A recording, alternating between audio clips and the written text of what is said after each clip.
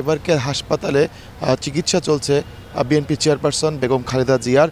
তিনি এখন পর্যন্ত যে অবস্থায় ছিলেন শেষ খবর পাওয়া পর্যন্ত আমরা যতটুকু জেনেছি তিনি এখনও সেই একই অবস্থায় আছেন, অর্থাৎ তার শারীরিক অবস্থার কোনো উন্নতিও হয়নি, আবার অবনতিও ঘটেনি। তিনি যেসব ওষুধ পাচ্ছিলেন নিয়মিত সেসব ওষুধ তাকে প্রয়োগ করা হচ্ছে, সেসব ইঞ্জেকশন তাদেরকে দেওয়া হচ্ছে তাকে, এবং সেখানে চিকিৎসকদের একটি দল তাৎক্ষণিক উপস্থিত রয়েছেন। যে কোনো পরিস্থিতিতে তাকে যে কোনো ধরনের যদি পরিস্থিতির উদ্রেক ঘটে সেটি মোকাবেলার জন্য সেখানে সব রকমের প্রস্তুতি রেখেছেন চিকিৎসকরা। এবং যেটি হচ্ছে যে তার বেশ কিছু রক্তের নমুনা, তার শারীরিক বিভিন্ন অঙ্গ প্রত্যঙ্গের নমুনা এরই মধ্যে পরীক্ষা করা হয়েছে।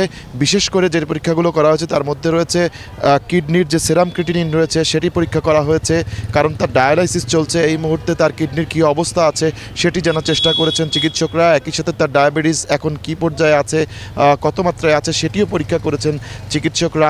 এছাড়াও তার শ্বাস প্রশ্বাসের যে সমস্যাগুলো রয়েছে সেগুলোর জন্য তারা পরীক্ষা করেছেন। একই সাথে তার গতকালকে তার সিটি স্ক্যান করা হয়েছে, তার ব্রেন যেটি রয়েছে সেটি কীরকমভাবে রেসপন্স করছে এগুলো জানার জন্য চেষ্টা করা হয়েছে। সব কিছুর রিপোর্ট কিন্তু এখনও প্রক্রিয়াধীন রয়েছে। আমরা যতটুকু জানতে পেরেছি বিভিন্ন সূত্রের মাধ্যমে এই রিপোর্টগুলো বিকেল নাগাদ মেডিকেল বোর্ডের হাতে এসে পৌঁছবে, এবং তারপরই মেডিকেল বোর্ডের একটি সভা হওয়ার কথা রয়েছে, যেই সভায় আসলে সিদ্ধান্ত নেওয়া হবে যে বেগম খালেদা জিয়ার শারীরিক পরিস্থিতি এখন কোন পর্যায়ে আছে, এবং এই সভায় যদি সিদ্ধান্ত নেওয়া হতে পারে যে তাকে বিদেশ পাঠানো হবে কি হবে না।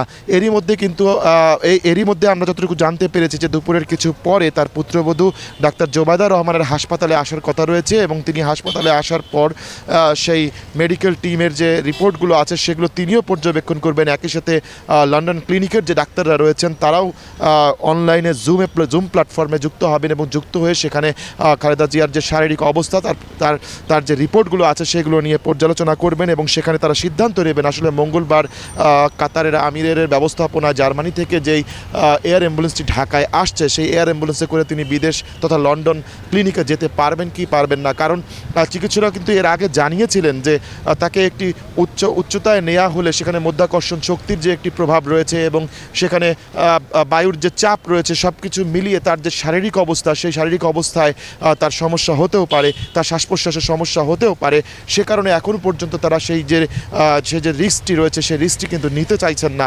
কারণ একেবারে ওড়ার মতো প্রস্তুতি যদি না নেওয়া হয় সেক্ষেত্রে আকাশে যদি অবস্থার কোনো রকমের অবনতি হয় সেটি সামাল দেওয়া আসলে খুব কঠিন হয়ে যেতে পারে। এজন্যই হয়তো চিকিৎসকরা তার শারীরিক অবস্থার আরেকটু উন্নতির দিকে বেশি নজর দিচ্ছেন। তো এরকমভাবেই আসলে ভিতরে চিকিৎসা চলছে বেগম খালেদা জিয়ার। এই ছিল আমার কাছে এআরকেআর হাসপাতালের সামনে থেকে সবশেষ তথ্য।